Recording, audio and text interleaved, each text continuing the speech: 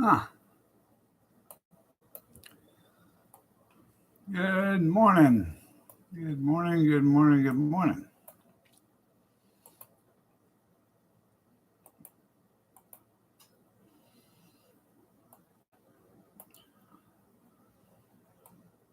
Kevin, don't forget my cannon wedge.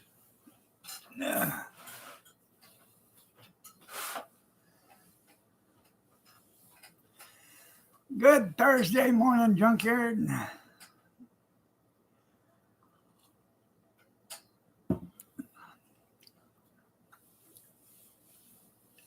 Everybody remind Kevin to bring my cannon wedge. Bring his cannon wedge. You got him right next to you. That'll make a difference. Put him in the truck.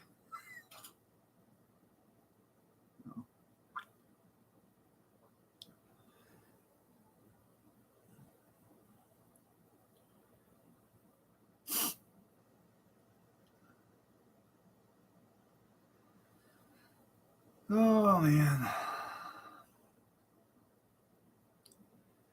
It melted? Damn it. You didn't even get a chance to make a snowman, did you?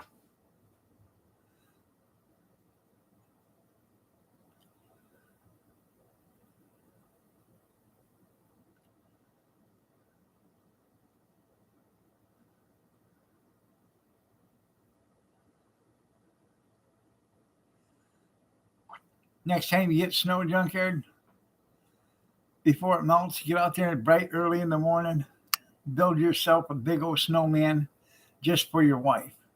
Wake her up and say, "Look, honey, look what I made for you. Special. Just for you."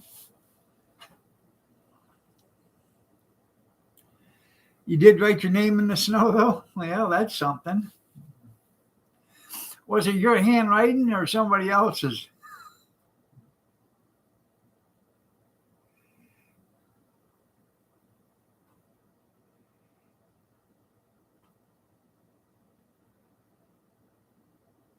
Just yours.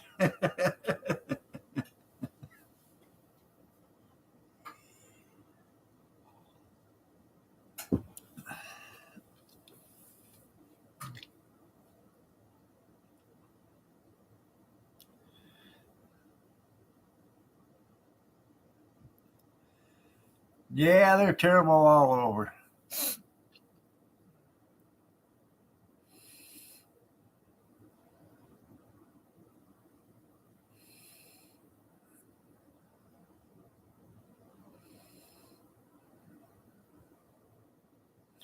Yeah, we got,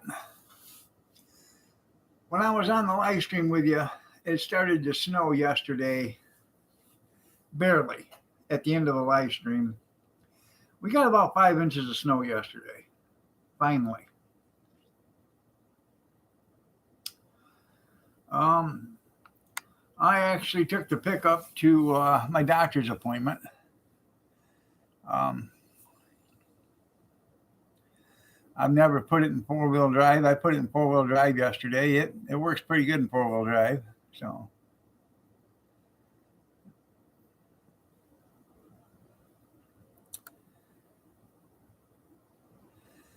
I got to thinking I got to get it fixed. If I can't get the frame fixed, I'm gonna see about having somebody pull the engine transmission out of it and the rear ends maybe, and find me another Ford pickup or something, because that engine and transmission and transfer case, all that stuff, it works way too good to be junking.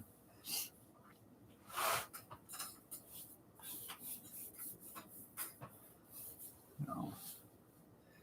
And it really don't have that many miles. It's only got 175,000 miles on it, which sounds like a lot, but it's not a lot for cars nowadays. So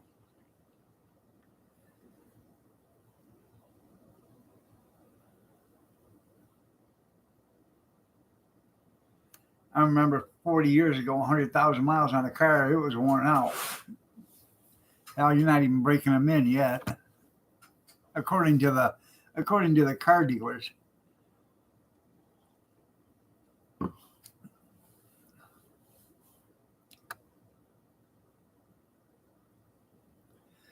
that's what we're gonna do. The bed is junk, so we're most likely gonna pull the bed off, scrap that. Um, Wife's uncle, he's shutting down his tire shop, his mechanic shop. And he said, after I shut it down at the end of the month in January, he said, bring it in and that way we can work on it, a couple hours here, a couple hours there, take your time getting it done. So I don't really need it until the 18th or the 19th of February. So we got like 3 weeks. So that's more than plenty enough time. So see what we can do with it. Yeah, the only one needs a bed's is Steve. Yeah.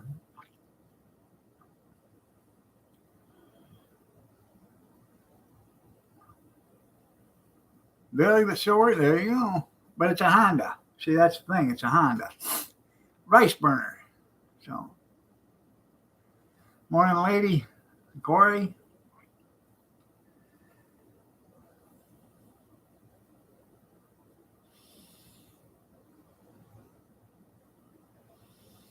I really don't know if we can even fix it or not, but we're going to try. So,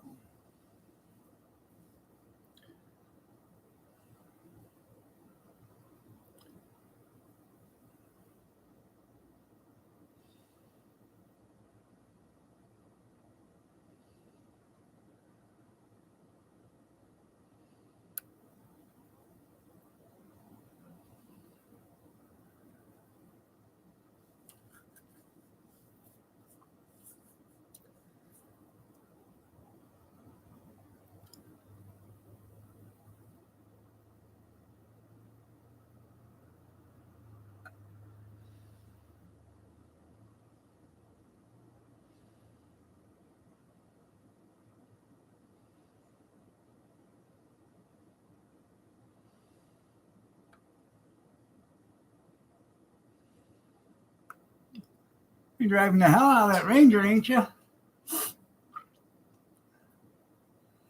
Yeah, it does.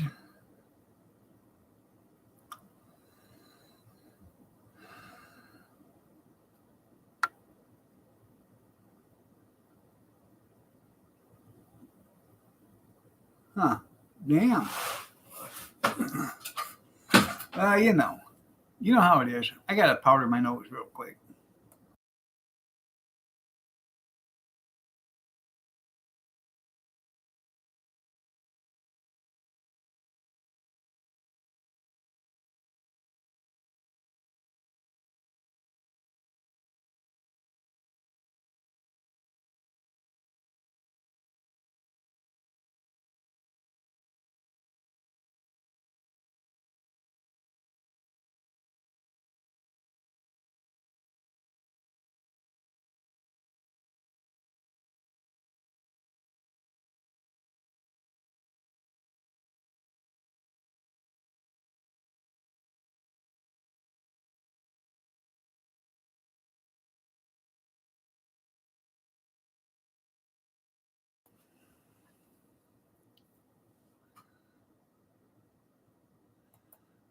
Oh, I understand that.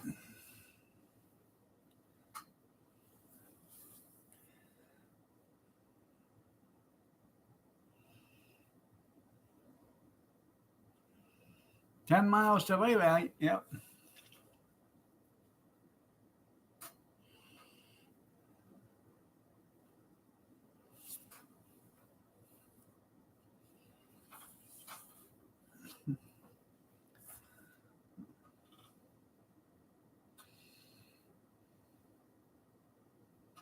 And she's still holding together at 992 miles.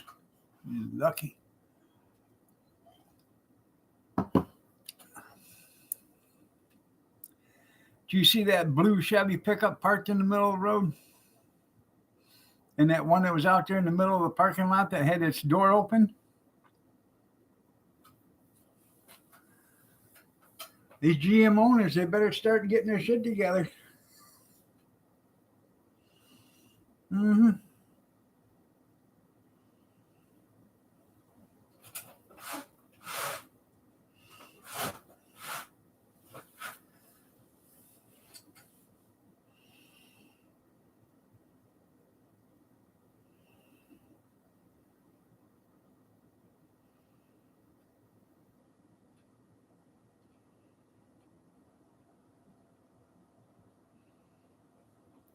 Now, Kevin, that's no way to talk.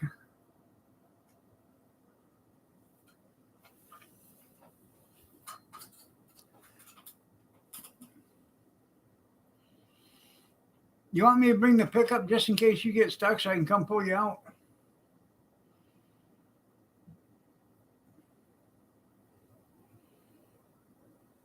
I got chains and everything. So.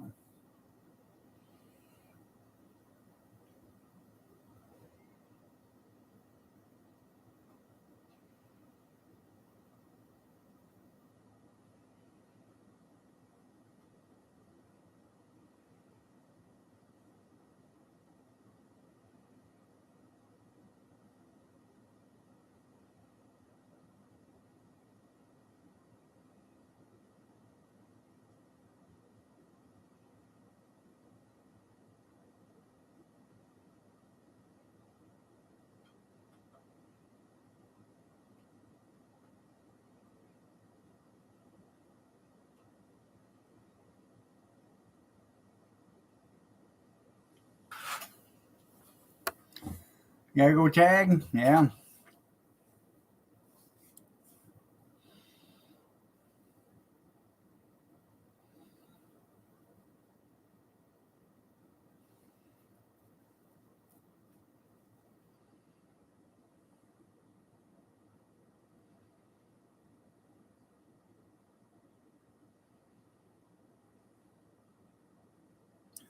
Yeah, I gotta tag a couple of them here in a couple of months too.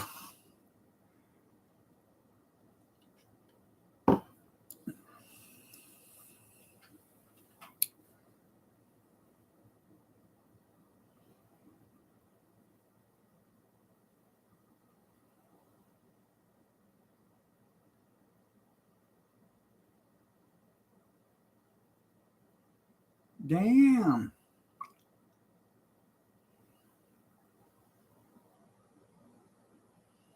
Must be nice.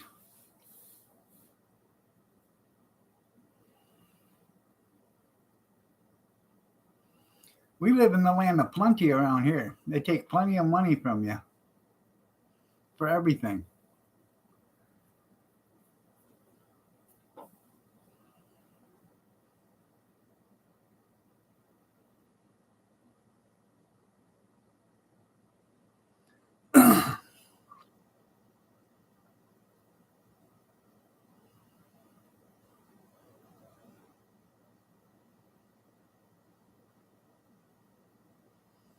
Huh. Hmm. I'm actually taking the car because it's 40 miles one way from me because um, that's pretty long haul. Farm tag. Oh yeah. I'm gonna get me some chickens. I'm gonna claim this as a farm, so I'm gonna start getting me some farm tags too.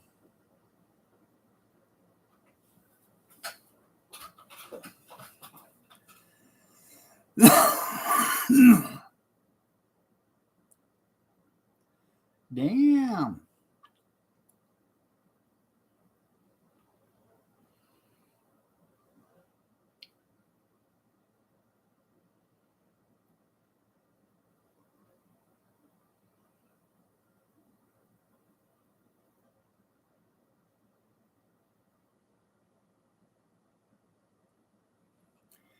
It is. Let's see.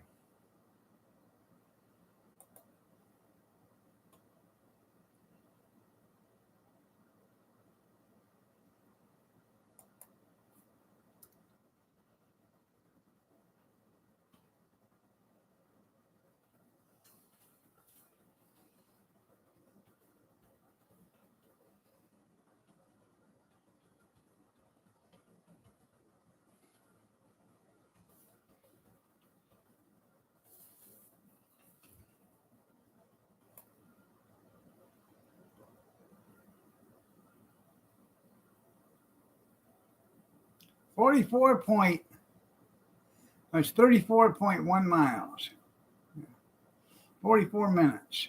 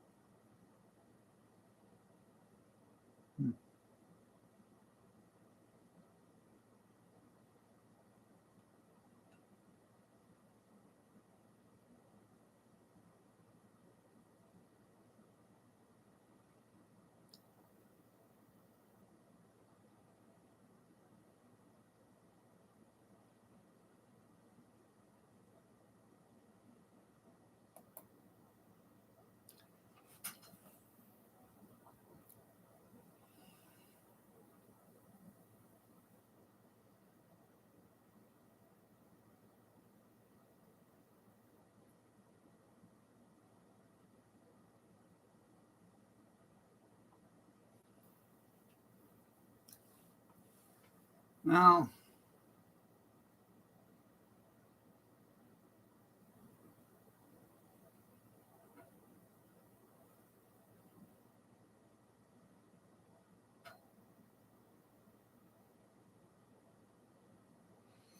you know, I didn't know you had to turn left on 127 so you could turn right on the 34. Hmm. Calling me stupid, but I always thought when you was at the corner of 127 and 34, you was on the corner of 127 and 34. You didn't need to make a left-hand turn to go down 34. I might be a little stupid.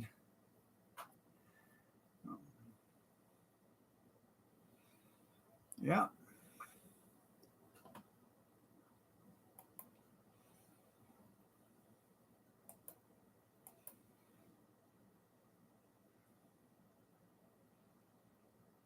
Good morning, Arizona. How are you doing? Nice to see you.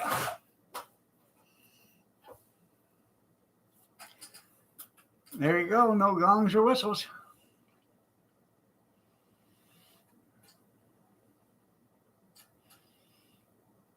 Right there where McDonald's is, right there in Hudson.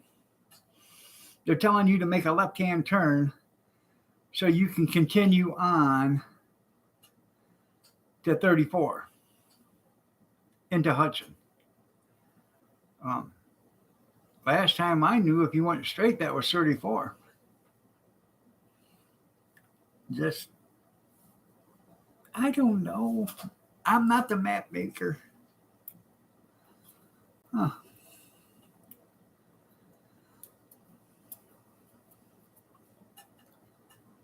They want you to go a mile down to the left. You want to go south a mile, then they want you to make a right-hand turn and then make another right-hand, go another mile to the north or to the west, and then make a mile or then hang another right-hand turn and go north again. So you're making an actual loop. Yeah. No.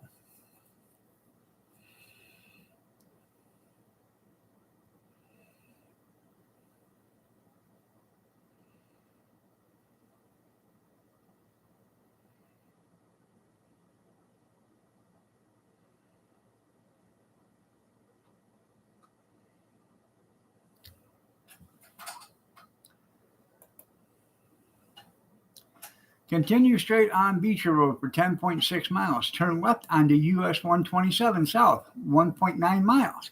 Turn right onto M34. Continue 10.9 or 6 miles onto M99, 3.4 miles. Okay. Hudson Road, Hillsdale, Michigan. Damn.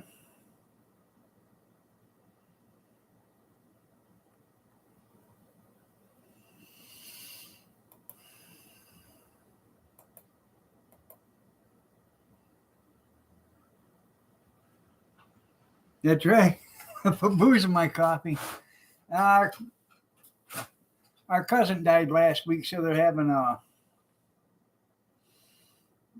I guess, a ceremony for him today. I have no idea which senator has a business on that loop, but I'm sure it's the gas stations are paying for that.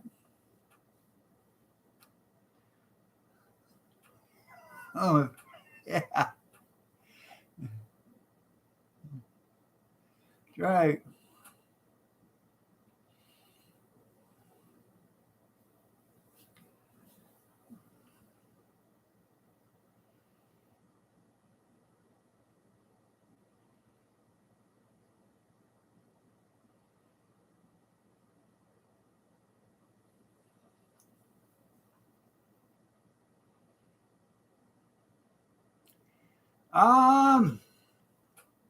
Not too much. I don't have any events going on this weekend. Probably gonna do some canning. I did go to the store yesterday and I bought some barley. I'm thinking about making some beef barley soup. That'll be fun. Nobody else will eat it but me, but it'll be okay. I'm going to use oxtail. I haven't. I'm thinking about doing that.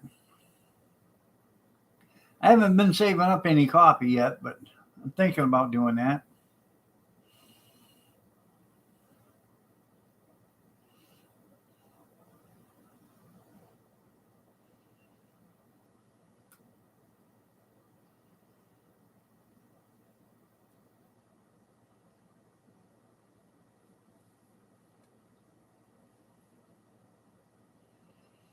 I was telling my wife, she said, "Well, why do you want to can beans?" I said, "Well, okay, what happens if SHTF? Now you have limited resources. Um, you can only get 5 gallons of water a day.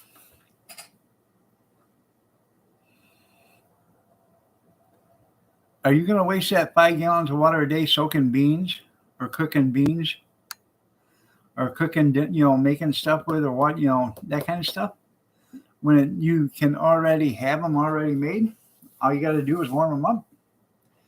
Just seems more sensible to have a bunch of them already made to where all you got to do is put them in a pot, throw something else with them, and they're done.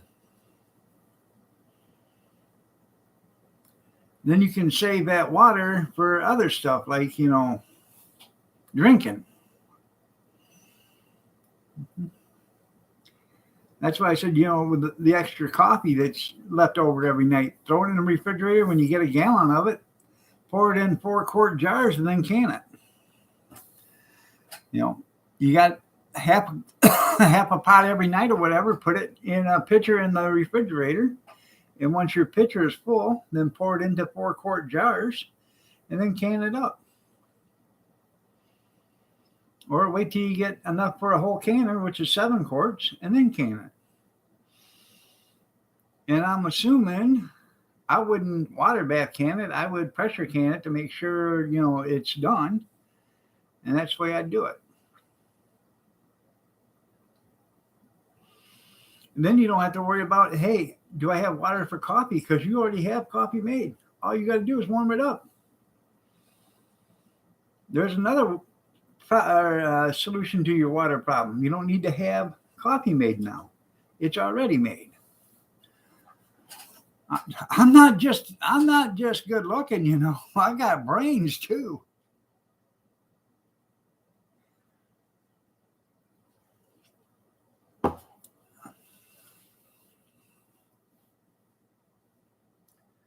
Everybody says Kevin's the smart one of the bunch. I'm just going to tell you, Kevin's not the smart one of the litter. I am. Yeah.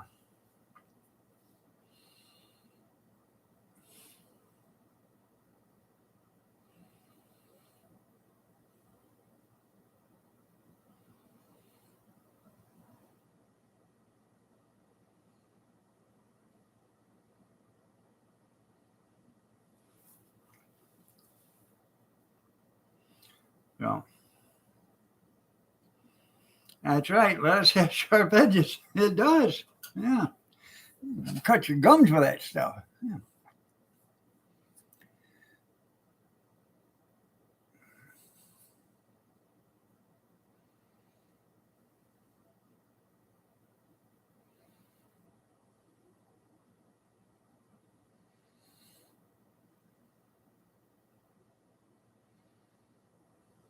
Let us pray. That's right. Yeah.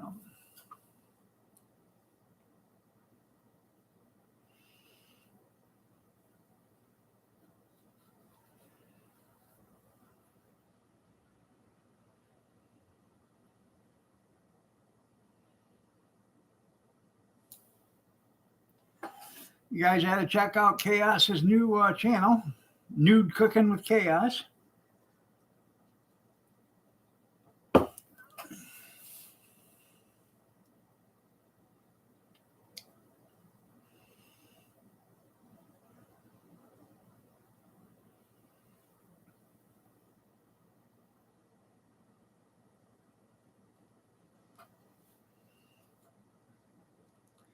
Well, most likely they're Amish, but I'm just trying to figure out a way how to, save water during the SHTF situation.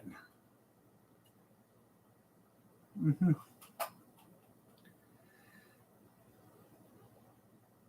I didn't say you were. I said nude cooking with chaos.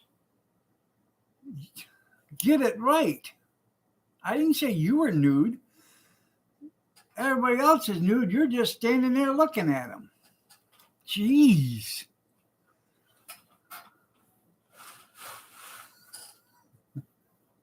Yeah. Yeah, she's wearing sandals, everybody. She's not nude. Yeah. Get it well. Hmm.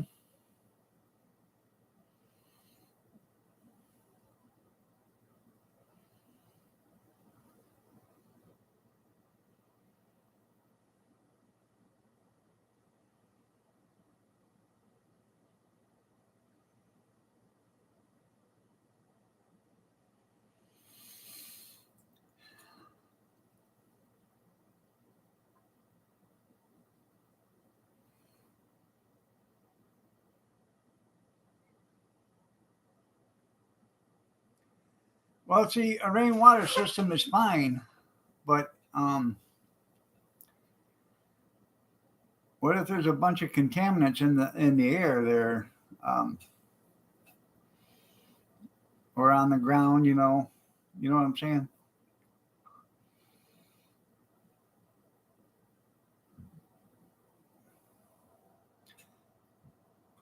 A well would be okay. BC Truck and Repair, move beside a stream there. Yeah, yeah, yeah. Radiation in the water from rainwater. Yeah. BC Truck and Repair did a video on how to drill a well and stuff. You can drill a well. There's a lot of videos out there on how to drill a well. The only thing is, if you're living in the city and you got Karens around, as soon as you start digging taking a post hole digger and you start going more than 4 or 5 feet down, they're going to wonder what you're doing. And the city will be there to ask you what you're doing as soon as they see you start dropping white pipe down in the ground.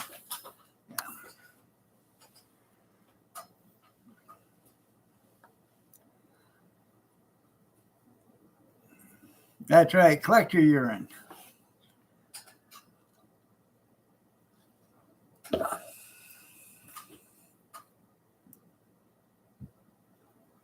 Morning, cute kitty.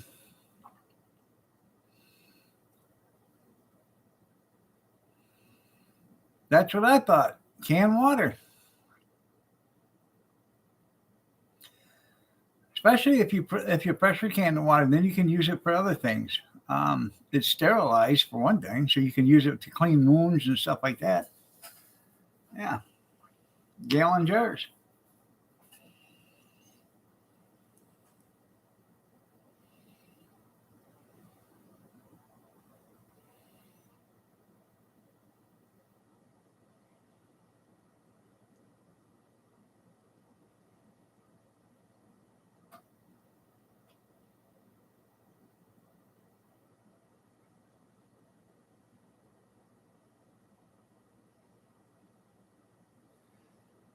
I tried that once. The amount of water it takes to rehydrate that is astronomical.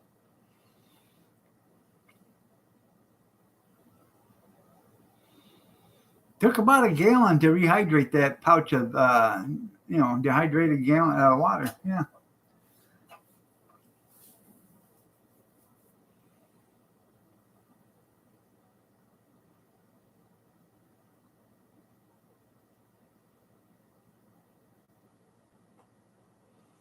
I posted that on Facebook one day.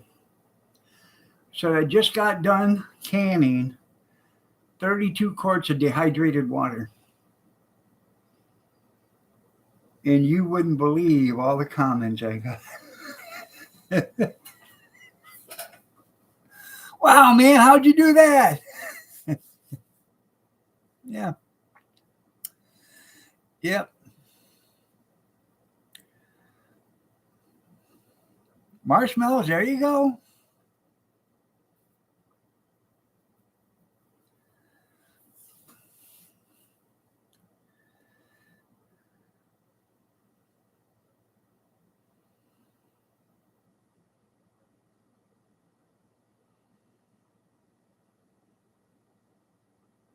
I liked your small potato video there, Amish.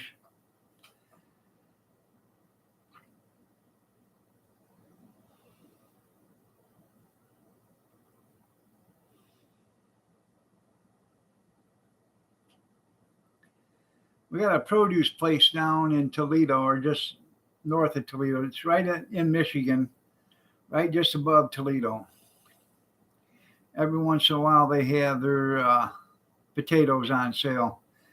Next time they have them on sale like that, I think I'm going to go down and buy a bushel or two and see about canning some of them.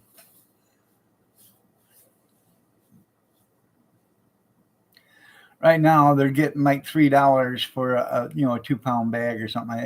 It's too expensive to buy them like that and can them. Oh yeah, throw them in with green beans. Cut them in half or something. Throw them in with green beans and some kielbasa or something like that. Chopped up onions.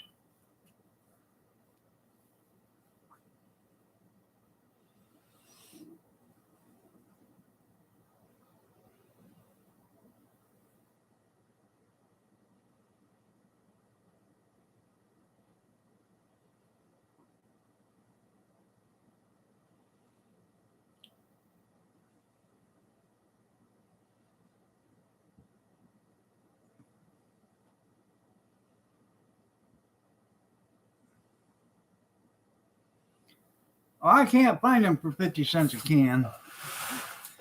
They're $1.25 at the $1.25 tree, and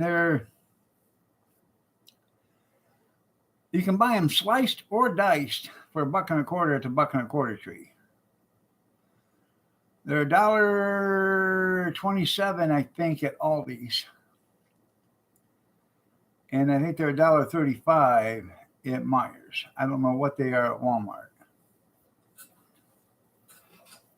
But then you're only talking, it's a 14-ounce can too. So you're only getting like 7 ounces of potatoes by the time you drain the water. I love you too, Kevin. You have a great day too.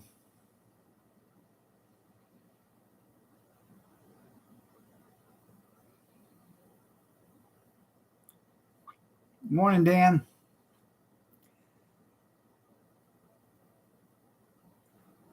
Yeah, we can't find that kind of stuff around here though.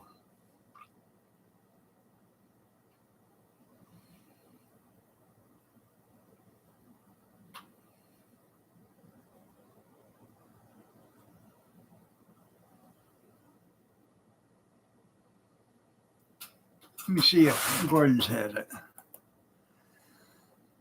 Uh,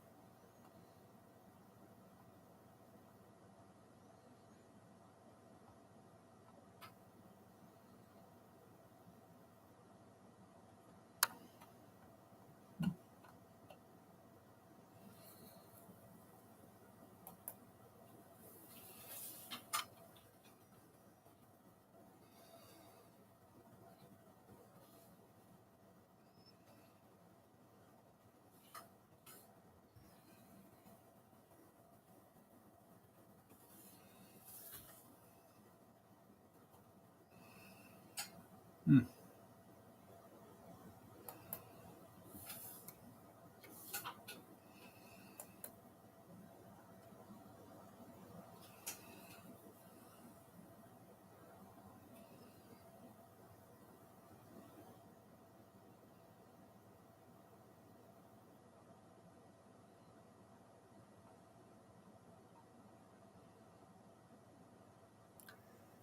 £50 of potatoes. Fingerling Russian fresh, 1 ounce fresh potatoes, 50-pound average package. 14 cents an ounce.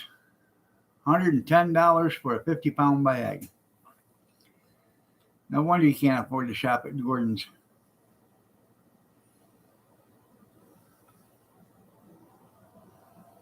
Size A.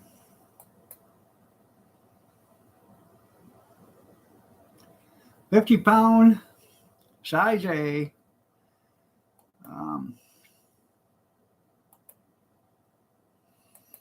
What did you say it was? You said number one. These are size A. $55 for a 50-pound bag. Kind of expensive.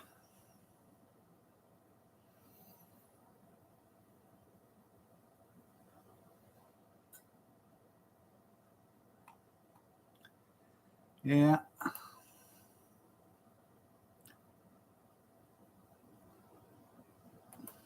Good morning, Maniac. How are you doing? Nice to see you.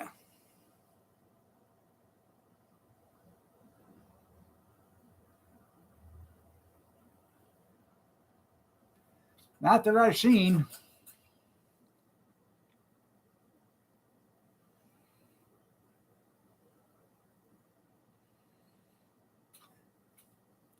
Yeah, once in a while, if we get a deal on potatoes, we'll pick up a 10-pound bag or whatever. But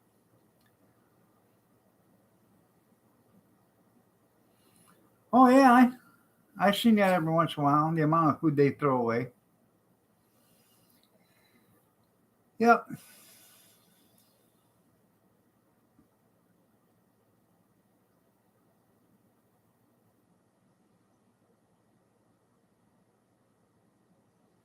You know the name of it, Dale?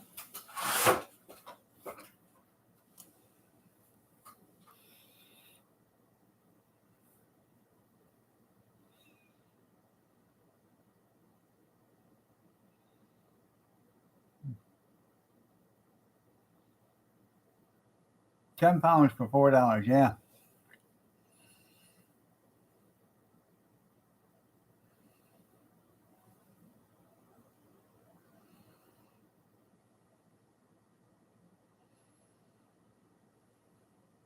Dennis Potato Farm. I know. Idaho potatoes still running around.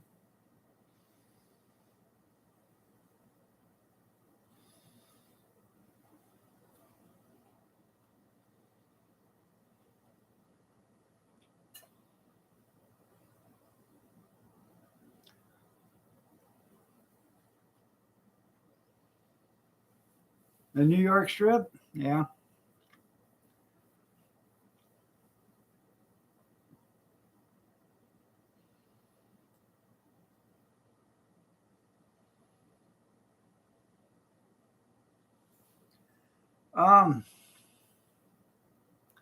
I just bought 3 jars of canned mushrooms. They're, I don't know, like 18-ounce jars or 15-ounce jars or whatever they are, from the Dollar Tree, bucket and quarter tree. I've never had any problem with them before. They've always been okay. So um, I wish the the auction guy was still doing it, because I wanted to buy a case. About a month and a half ago, he had a food auction, and I didn't get a chance to go to it. And I was telling Kathy they had mushrooms there, and I wanted to buy a case of mushrooms just to have them. That's right. So There's a fungus among us.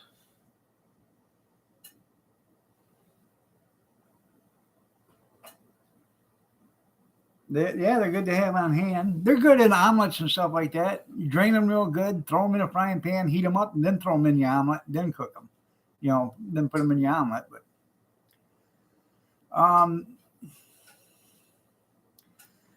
the produce place down there, they usually have them for like I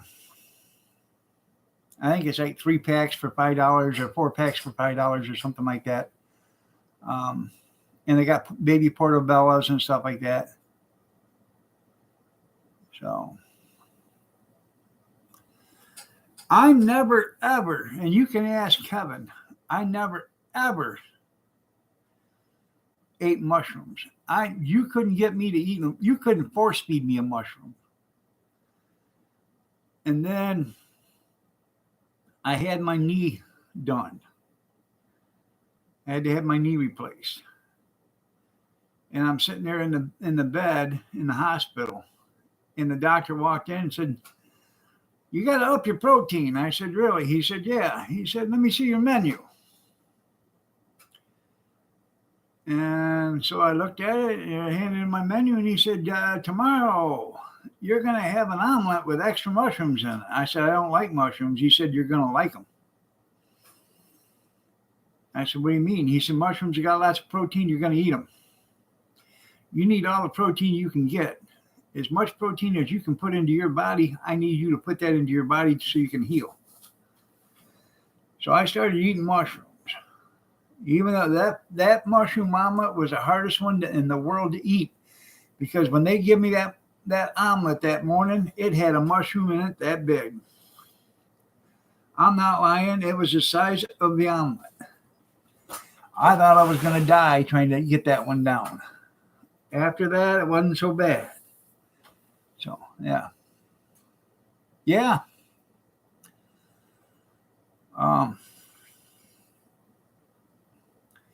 He literally took my menu, and I was there for, I think, 3 days. They had me there for 3 days because they wanted to make sure my knee was okay, because I hadn't walked in so long. So he literally filled out my menu for 3 days. So.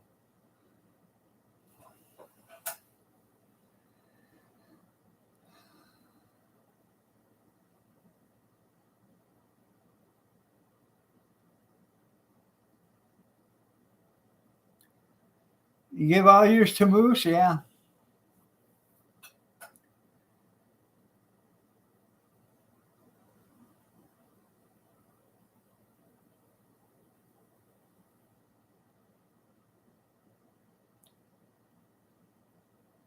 Morning there, Desi.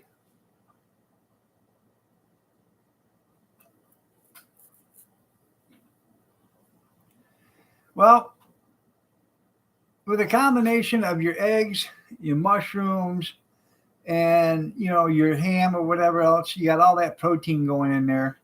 And the cheese, the dairy and the cheese, you got protein.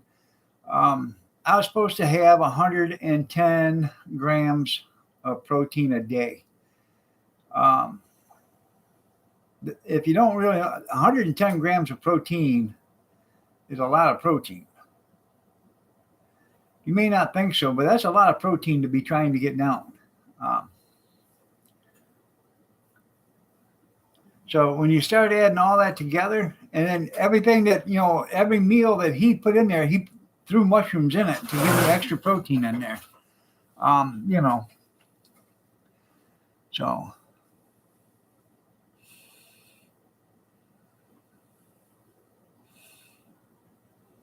Oh, yeah, they do.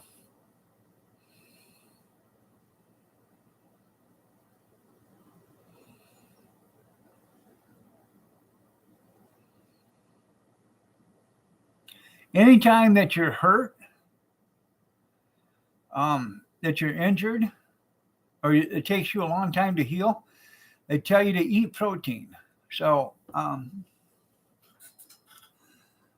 have yourself a hamburger every morning, have a hamburger for dinner or for lunch, have protein all day long. Eat you a hamburger with, a cheeseburger. That they want you to have protein all day long. So, and now that's from under rooms. Yeah. I don't mind them. I'll put them in stuff. I take mushrooms now, and I will slice them up. I dehydrate them, and I'll make mushroom powder and stuff. It makes to season soups and stews and stuff with. Liver patties. Oh, I love liver. Beans are good protein too. No.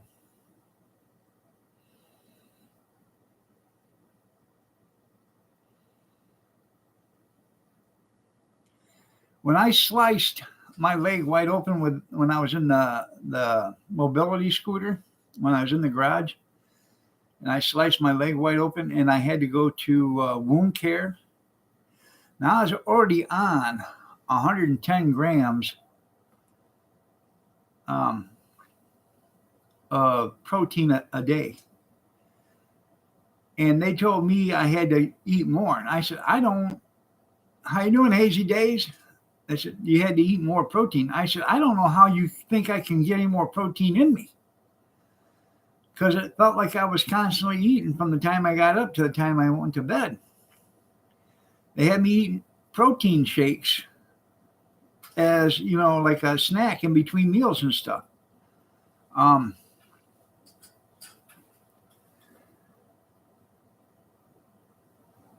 Just so that wound would heal. That thing was probably, they couldn't sew it because my skin was so thin. They couldn't sew the wound back together. So what they did is they placed it together.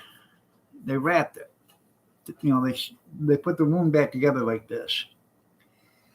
And then they wrapped it with gauze. And it wasn't actually a gauze. What it was a clear dissolvable Band-Aid.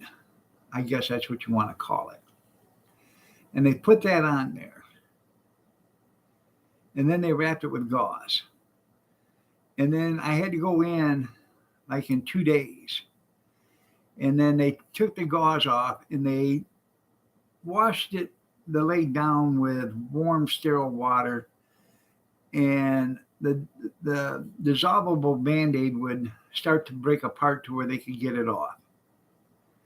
And then they'd clean the wound, and then they'd dry the wound up and do it again.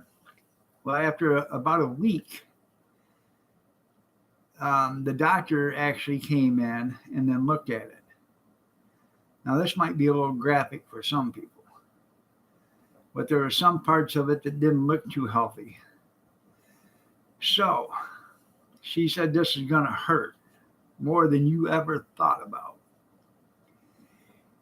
And she took a pair of, and she went in there and they started cutting live flesh.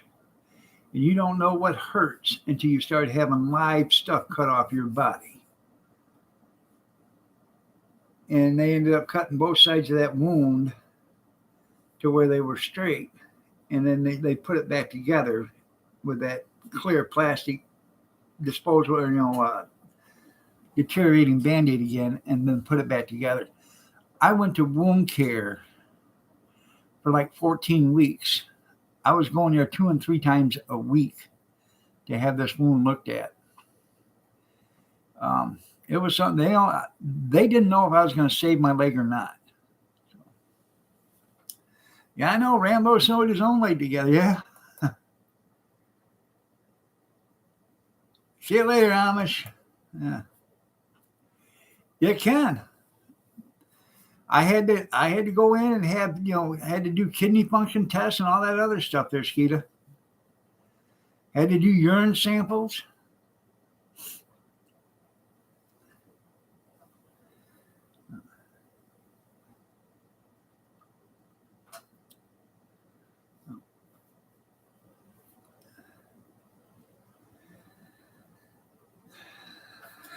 That's right. Relax and eat swell. That's right.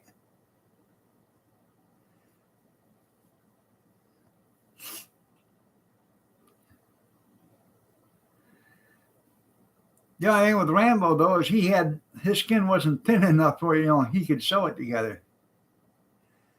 I wouldn't doubt that. Yeah. To have a racket these chicken farmers have got going, and it's not the farmers, it's the distributors that's got it going.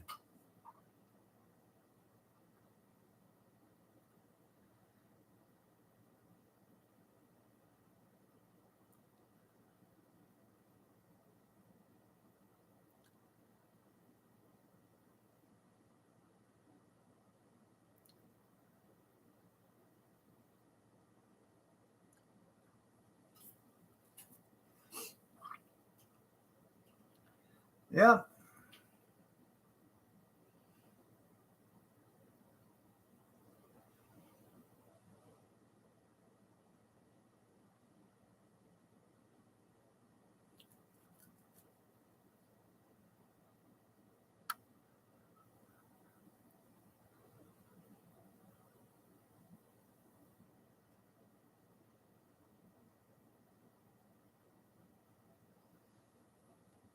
Well,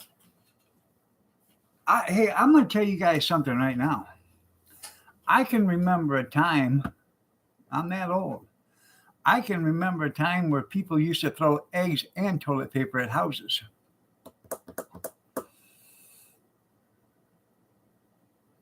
Now they don't do that.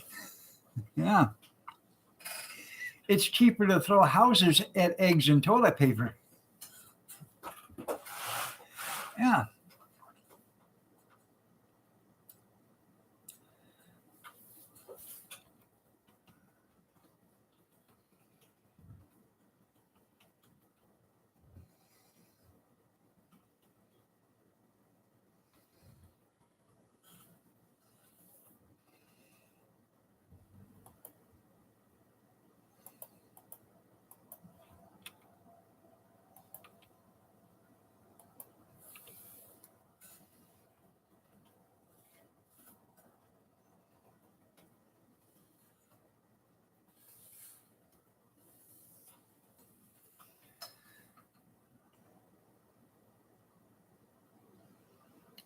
Out there with a catcher's mitt. Yeah, better, don't swing, better.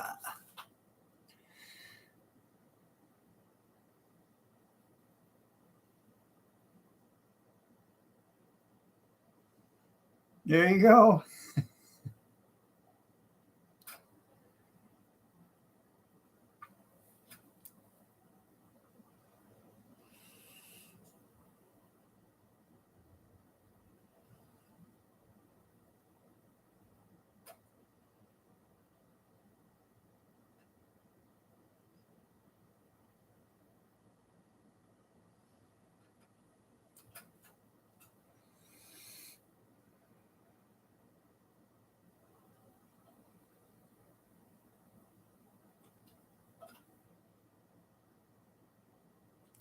It's $3.49 a gallon here. $3.49 a gallon here. Thanks, Joe. You said you didn't work for us and you're proving it. Thanks, Joe.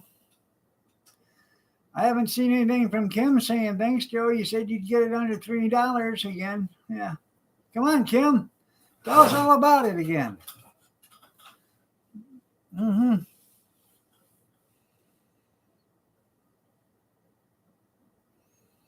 It was just $3.19 day before yesterday. Went up 30 cents yesterday.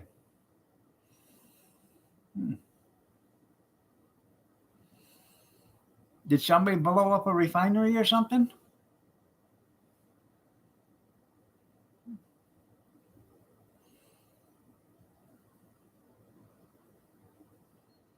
Yeah.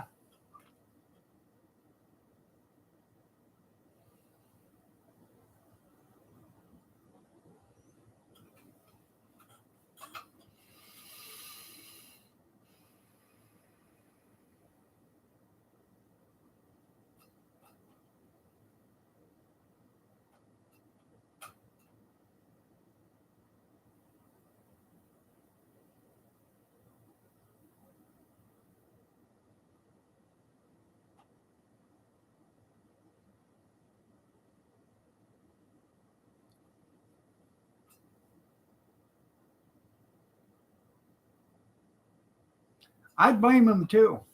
I would absolutely blame him.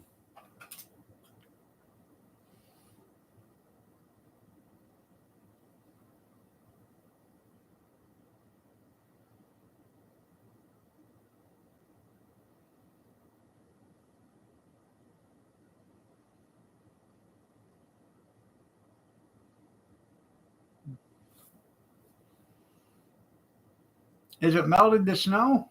You dizzy?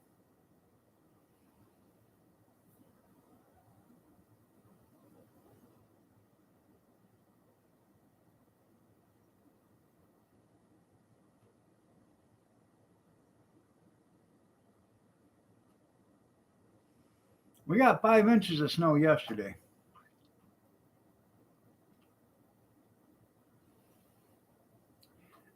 The girls went out and they made a snowman yesterday, which was cute. Then they had a carrot for the nose and it fell out. So Gretchen went to go put the carrot back in and she knocked the head off. Her Nana said, "Hey, you're going to have to make yourself a new head for that snowman tomorrow."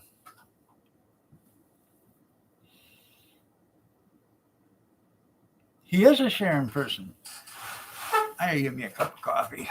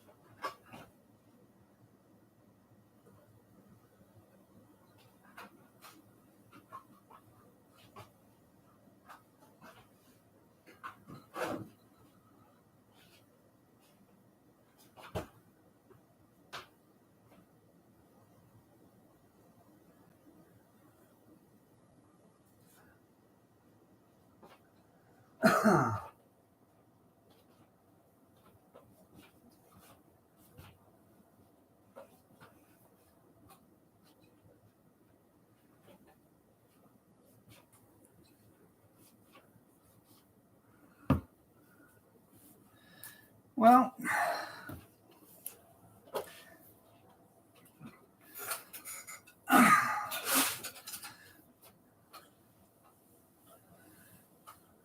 omelet supreme this morning. That sounds pretty good.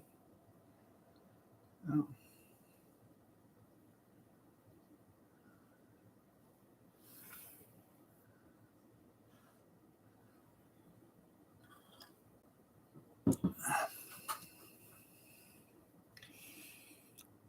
damn.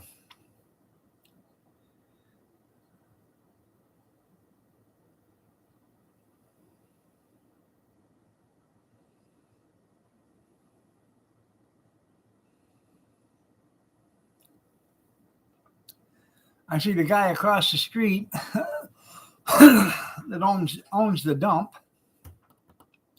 has not been there to shovel. So you got 24 hours after the last snow. So after like 7 o'clock tonight, it's been 24 hours. So I'm gonna do the patriotic thing. Like 8 o'clock tomorrow morning, I'm gonna call the city hall and say, "Hey, guy hasn't shoveled the sidewalk yet. Come tag his ass and shovel it for him, please." Yeah.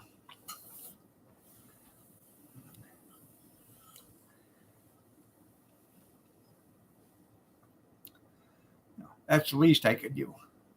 And she won't fix up the property. No, no, no.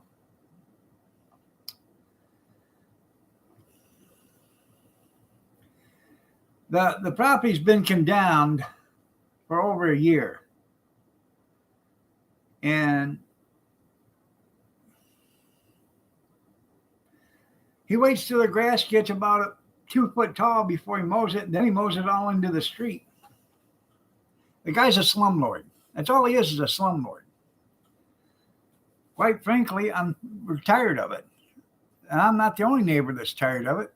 Everybody else is tired of it. Anybody that's around, I'm tired of it. The guy across the street's tired of it. The guy that's across the street from him's tired of it. The one that's next door to her's tired, or that's tired of it. And the one that's right next door to him's tired of it. We're all tired of it. No. No. It's an empty house. It's been condemned for over a year, and he don't want to take care of it. The guy's got like 15 houses. He's got the money. He's got the resources. He don't want to spend the money. And I'm pretty sure he's not paying the taxes. You know why? Because the house is so far gone that he'll never be able to fix it. He owns a construction company. He'll never be able to fix it and get the money out of it. So what I think he's doing is he's not paying the taxes on it, and he's waiting for them to take it back and let the city tear it down, or the county tear it down, and and sell it on a tax sale.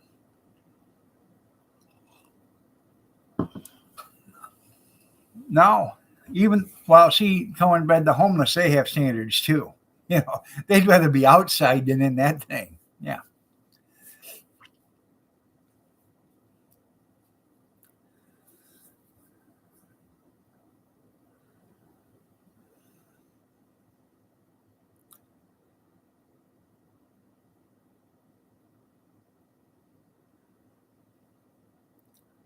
That's right.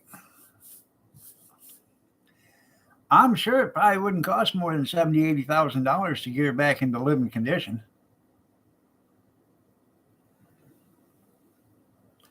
That's the problem. He doesn't want to spend the money to tear it down. It'll cost 40 grand to tear it down. Tear it down and move it away, haul it away.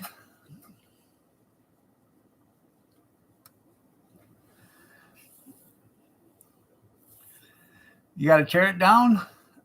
You got to take all the amenities, cap them all off, and then fill in the basement. Right. Right.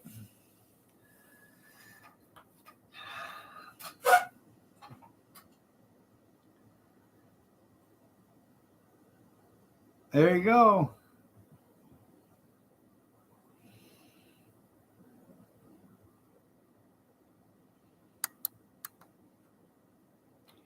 You remember the video I did of the school, them tearing down the school? They won't do that because it's got asbestos siding on it.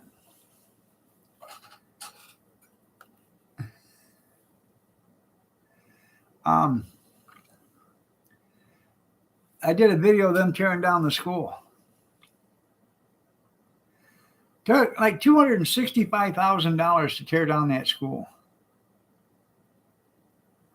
Now, I offered the school, they had it for sale, and they wanted $50,000 for the lot. After they paid $265,000 to have the school torn down. I told them no.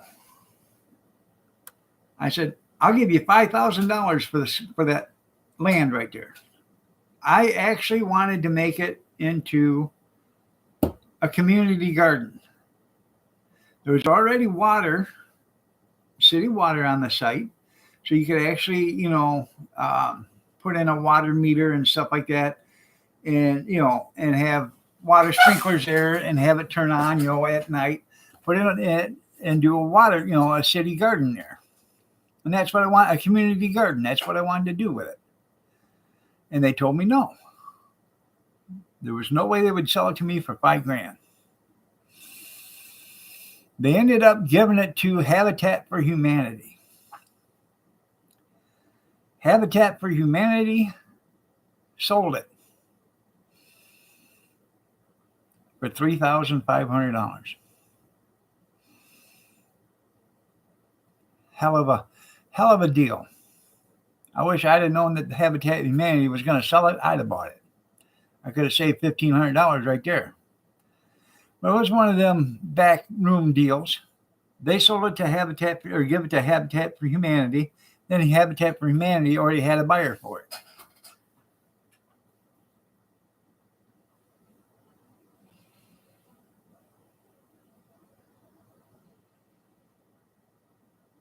Yeah.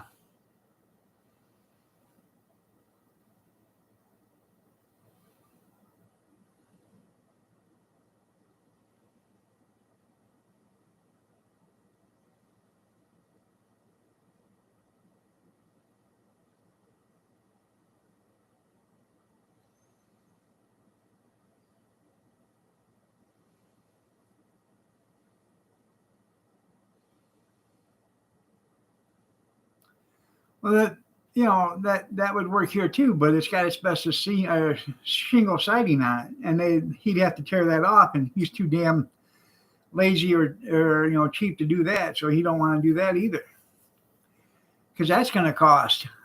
That'll cost you $4,000 or $5,000 to have an abatement crew come in and get that off.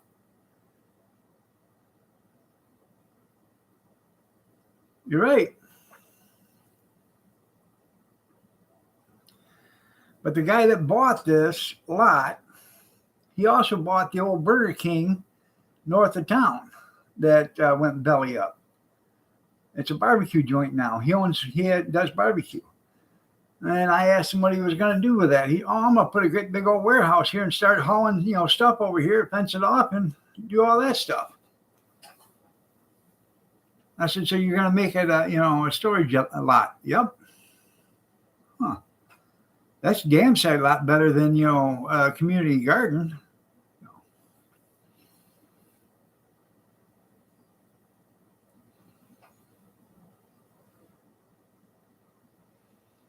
Yeah.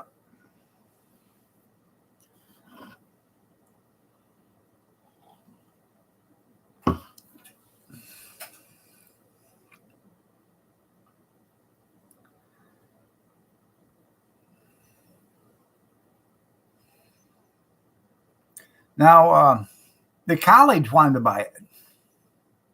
Siena Heights University. They wanted to buy it at first. They wanted to put it a housing complex, and then they wanted to put parking, on-street parking. So there's plenty of parking for, the complex, and the city wouldn't allow on-street parking. And I thought to myself, yeah, that's all we need. 100 units right there, then you got 400 cars parked all the way around the block. You'll never be able to get in and out of your driveway.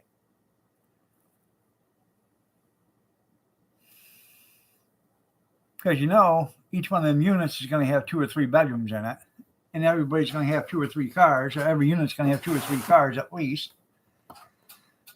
Yeah.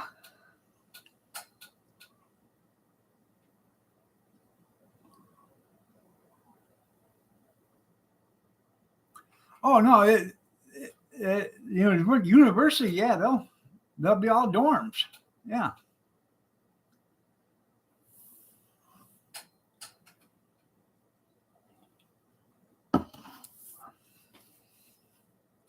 Well, see, Siena Heights is a religious school, so it won't be too much. It won't be too much fighting. They'll all be quoting Bible verses. Thou shalt not kill. Yeah. Repent, you sinner. Repent.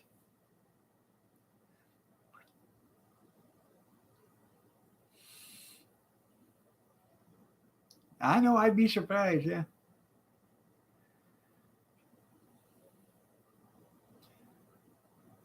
I'm parking here.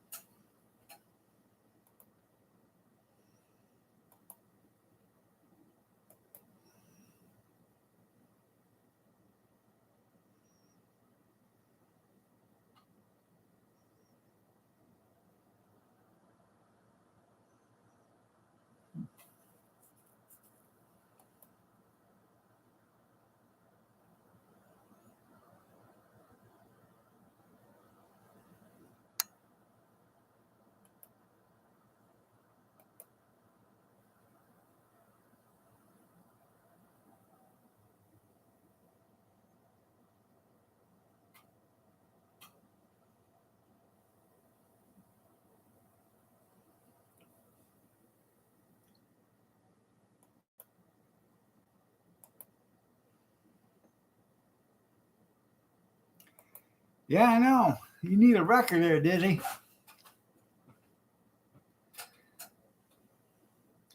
One with snow chains on her and a snowplow.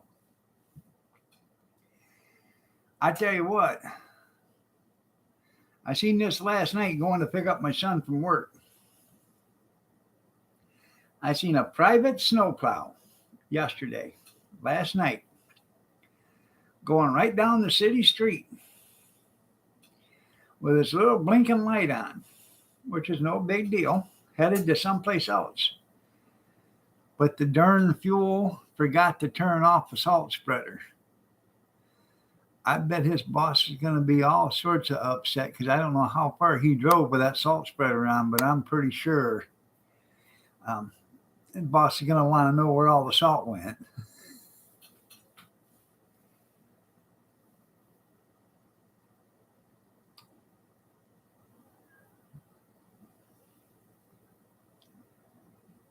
There you go.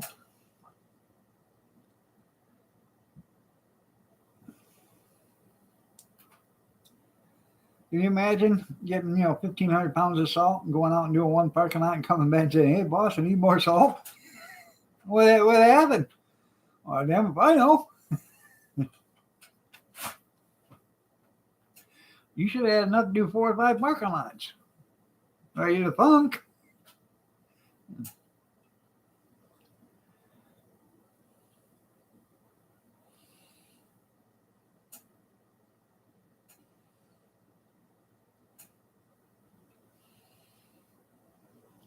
Did you teach the school a lesson, you dissy? Well, they're all about learning.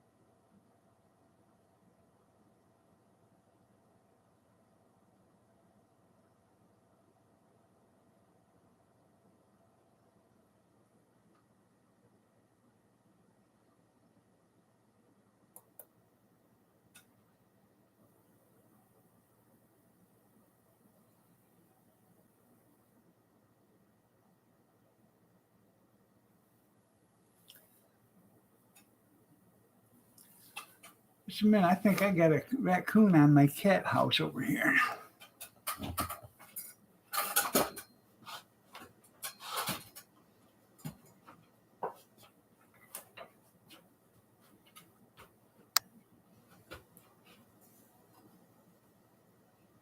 Nope.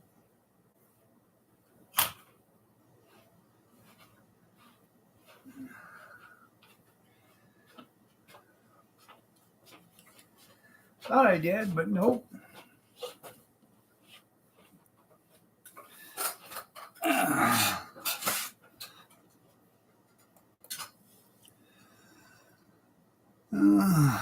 Let's see.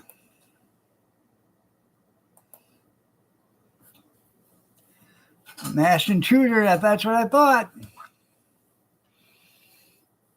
No, it was just the snow was sitting on. There's a little statue right there next to on a table next to her cat house, and the snow was on it, and it looked like a raccoon was facing backwards. And I heard something out there, and that's why I turned on the camera to see. It must have been some snow falling off in the awning or something. That's right. Might as well sell cats or raccoons.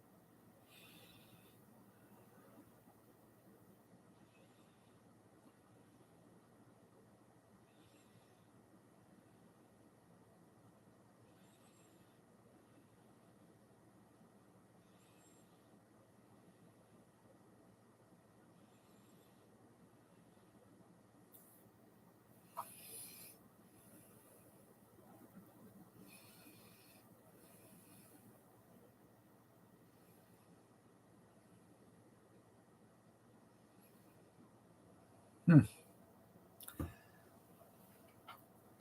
I know, Chaos. I'm going to leave here in 5 or 7 minutes myself at 8:45 because I got to take a shower, shave, get ready. I got to run to the doctor's, get some tests done, come back. Then I got to run up to um, the funeral home. I got to be up there by noon. So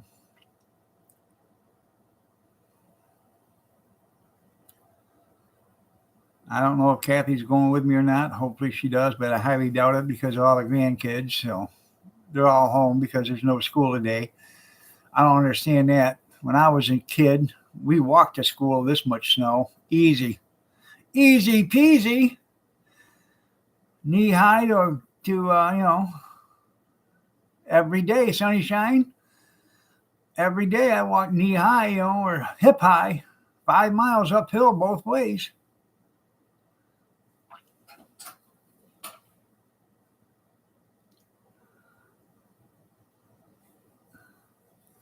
Was white on top? Yeah. Looked like a skunk.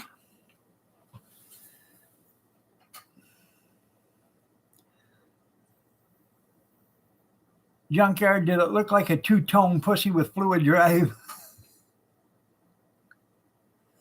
All right there, Cornbread. You have yourself a great day, and God bless you too.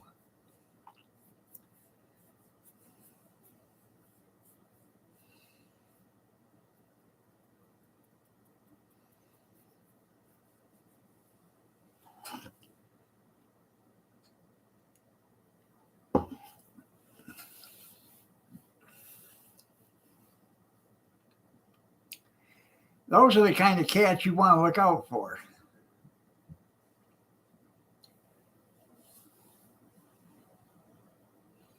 School lunches suck. That's right. Yeah.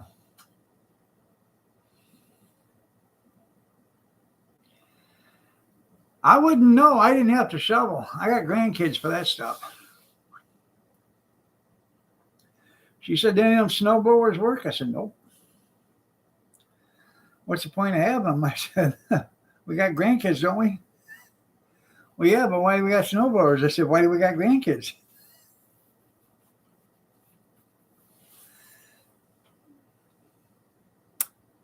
Ta-da! The point of having grandkids is so they can shovel snow. That's what the point is. Yeah. Child labor, people. Child labor.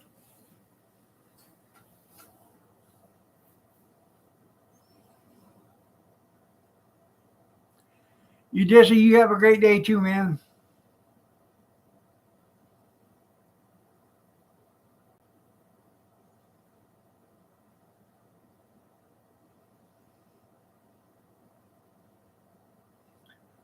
Well,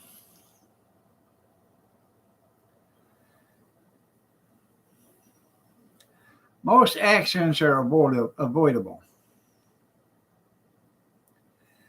If you're going too fast for road conditions, that's another thing. That's one thing. Most accidents are avoidable. A lot of people don't take the time to learn how to drive correctly in all weather conditions. You take somebody from down south that's never drove in the winter and you put them with 1 inch of snow on the ground, it's the most hilarious thing in the world. They can't drive worth a damn. Oh,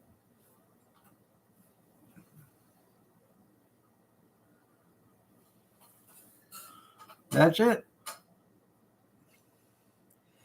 You got to adapt to all weather conditions. Slow down. You know, what's worse is black ice. You get black ice underneath, you know, that's where it's bad.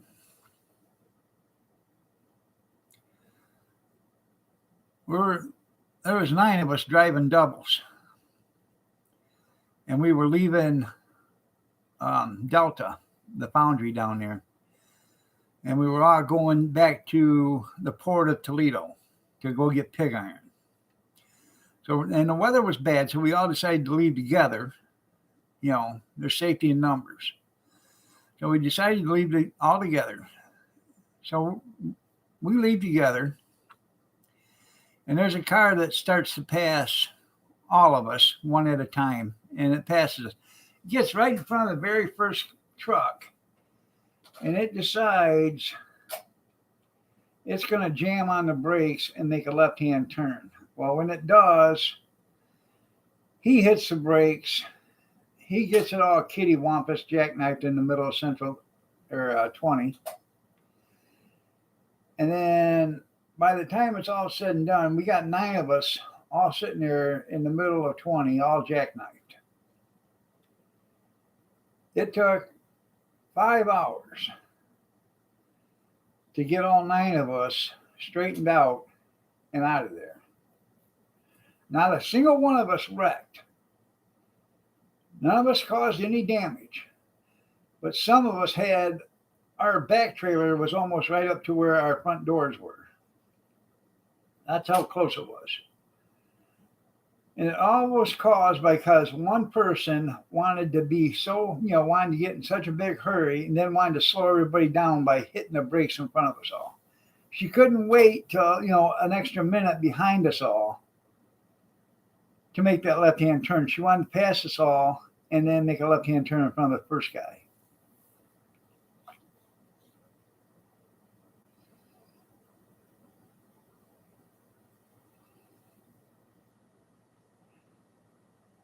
There was some, underwear being cleaned out at the time there, junkyard. Had to shake the shorts out. Yeah. When you see that, it's not so bad when you see the first trailer coming, but when you see that second trailer coming around and you see the tailgate of the second trailer coming right at you, kind of scares you.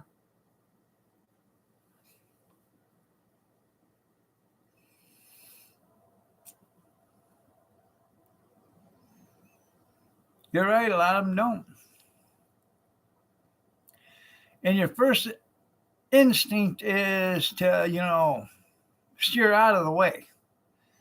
But you don't do that. You actually, what you want to do is pull the trailer brakes. Just pull the trailer brakes and then punch it. Because what you're hoping for is for the tractor to grab traction. And as it grabs traction, it'll launch. And when it launches, it'll actually pull the trailer straight. It does happen. It does work. And if anything else, it'll actually slow down the jackknifing process. Kissing your ass goodbye. Yeah, it does. It's almost like kissing your ass goodbye.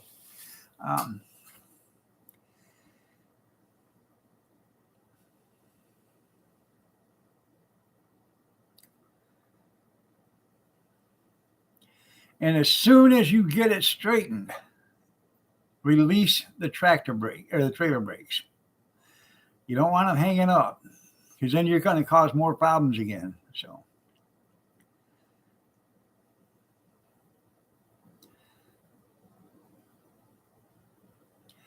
all right, everybody. Y'all have a blessed day. Take care. I have got to take a shower and get ready. I will see you tonight at 8 p.m. Eastern Standard. Y'all have a great day. Oh, that is scary. I've only jackknifed one time. And that was because, pull the kingpin. Yeah, drop the trailers. That's right. Yeah, drop them. Yeah, there you go. Yeah. So, have a good day, everybody. We'll see you later.